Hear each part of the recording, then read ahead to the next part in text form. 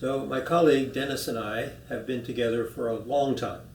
And the work that we did early on had to do with the regulation of body temperature. And specifically, we did have the opportunity to do some infrared photography of bears in captivity. And what you can see is that in the bear, for example, when they're just resting and they're in a fairly warm environment, the pads of their feet and their tongues are shedding heat, large amounts of heat. We were working on hibernating bears up with Brian Barnes up at the Institute of Archaeology, which was kind of a crazy project. But we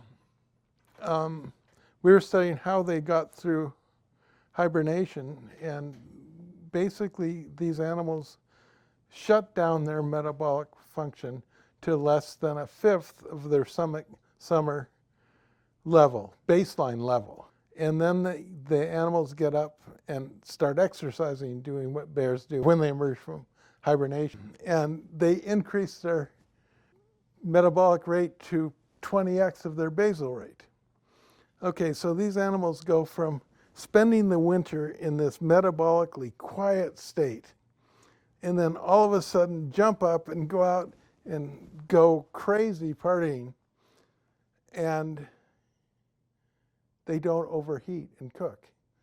And so we went from asking, well, not how do these guys get through the winter, but how in the heck do they get through the summer? Just think of that if you put on a huge thick snowsuit and went out for a little jog in the middle of June. How well do you think you'd do? Well, these bears do just fine. So they had to have some way of getting rid of their internal body heat through that really thick insulation layer. Because mammals have fur. If you have fur, it's hard to lose heat across your overall body surface. So they have evolved these special blood vessels in the non-hairy skin to dissipate heat. And these unusual blood vessels connect the arteries to the veins directly, bypassing the capillaries. So as a result, these vessels can deal with a larger volume of blood when the shunts are open.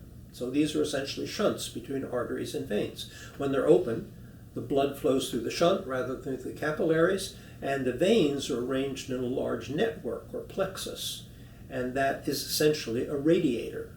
So we realized these were natural mammalian adaptations for heat loss.